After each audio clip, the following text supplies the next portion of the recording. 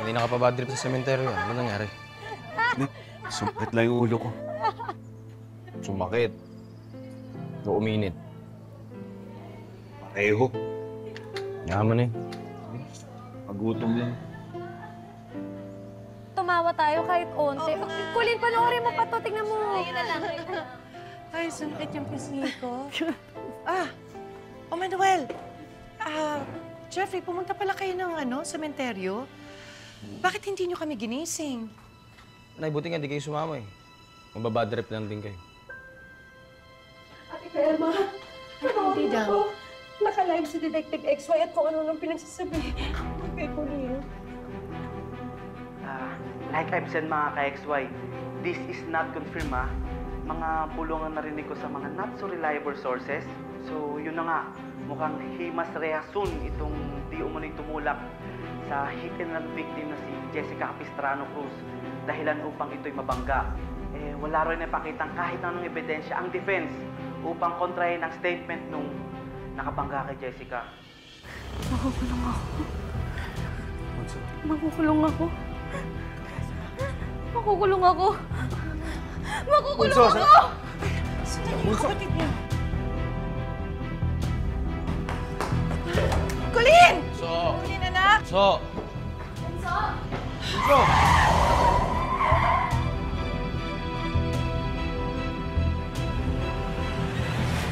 Bunso! Colleen! Colleen! Maraming salamat, Sander. Napagbigyan mo ko ulit. Ang dami ko ng utang sa'yo. Paano ba kita babayaran? Ano ba ba, Mrs. Cruz Naughty? Pagdo naman ako sa views eh. Laki na nakikita ko ron. That's good to know. Maraming salamat ulit.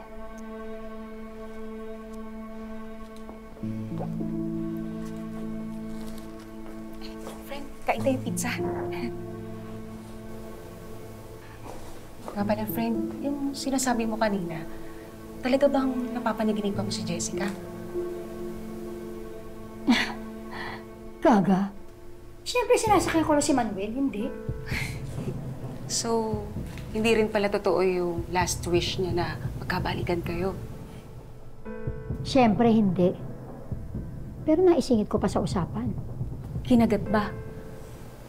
Well, hindi pa. Pero I know Manuel will come around. Kapag nagipit niya si Colleen, at wala na silang bala para isave yung babaeng yan, I'm sure, sa akin din ang takbo ni Manuel. Bilis din ang utak mo, friend, no? Narinig mo lang na naginip si Manuel, nakaisip ka agad ng plano. O bakit? Naalala ko lang, oo nga no, hindi pa ako dinadalaw ni Jessica sa panaginip. Samantalang si Manuel, ilang beses na.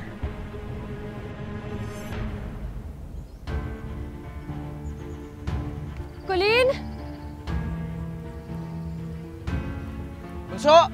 Colleen! Nandito na dito. Ha? Nay, tayo na dito! Colleen? Colleen? Anak, nasaan ka? Tay, nandito, nandito! Colleen, anak! Anak! Pwede ka makukulong.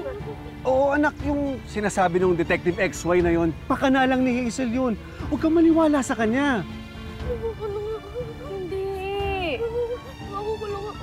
Makukulong ako. Bunso, hindi. Tama na yan. Colleen, tama na. Bunso po. Tama na.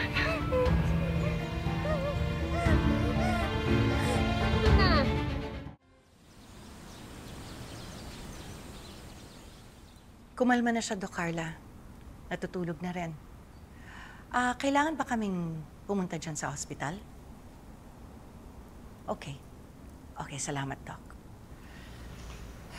Ano sabi na? Iiwas daw muna natin siya sa social media.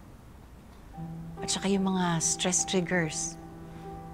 I-mute natin yung mga cellphones natin, ha?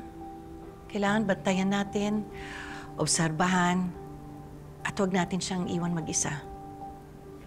Tabihan ko po siya matulog mamaya, Nay. Anteng, baka pwede sa guest room na lang kayo matulog para hindi na kailangan gisingin si Colleen at iakat sa kwarto. Sige po, Tay. Kuya, ate, ako kaya, anong pwede kong maitulong? Pag mag-iingay, ito magtataas ng boses. In short, Ate Didang, shut up ka daw muna. Easy ka naman dyan. O siya, sige, hindi mo na ako kukuda. Pero ate, ano kasing sabi nito? Ang pinaka-importante sa lahat, wala daw magbabangkit kay Colleen tungkol sa kaso. Excuse me. Noah! Oh, Noah.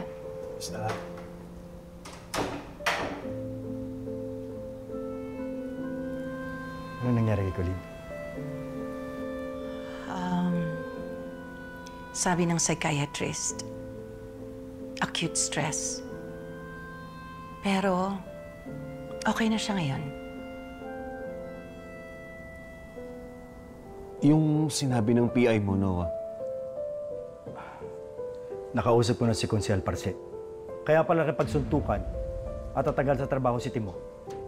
Dahil nahuli niya na may ibang babae, si Konsyal Parse.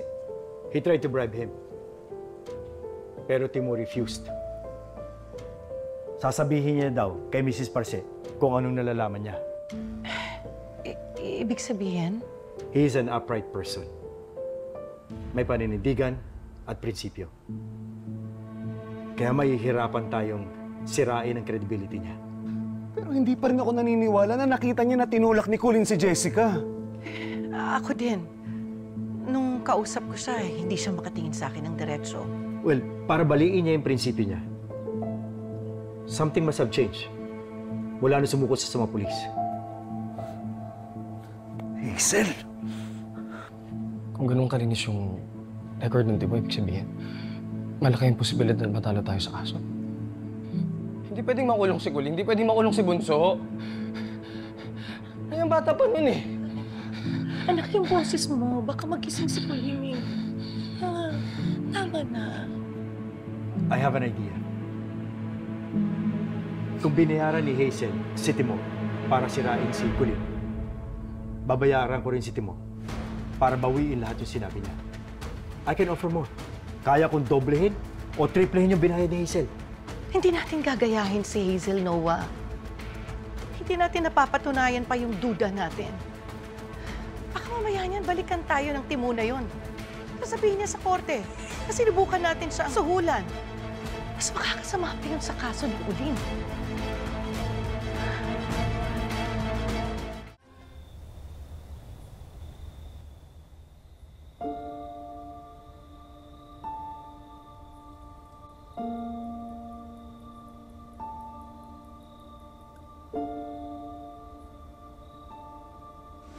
Kaya kong kumbinsihin si Timo para mapawalang sala si Colleen at matupad ang hiling ni Jessica.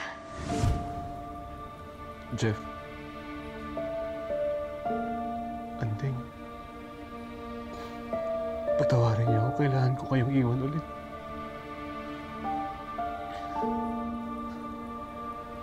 Pero kailangan kong gawin to para mailigtas si Colleen. Anong iiwan, Manuel?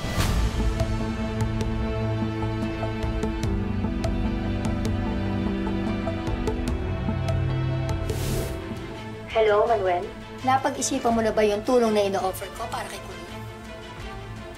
Tulong? Hindi yan tulong ang ginagawa mo, Hazel. Patibong. Gagamitin ko ang pera ko para makuha ko yung gusto ko. Ayoko bumalik ka kay Hazel. Tama, ayoko rin. Ayoko talaga. Kaya lang wala na tayong magagawa. Ito na lang yung paraan para sa kalayaan ni Colleen. 300,000 yan. Para sa'yo lahat yan.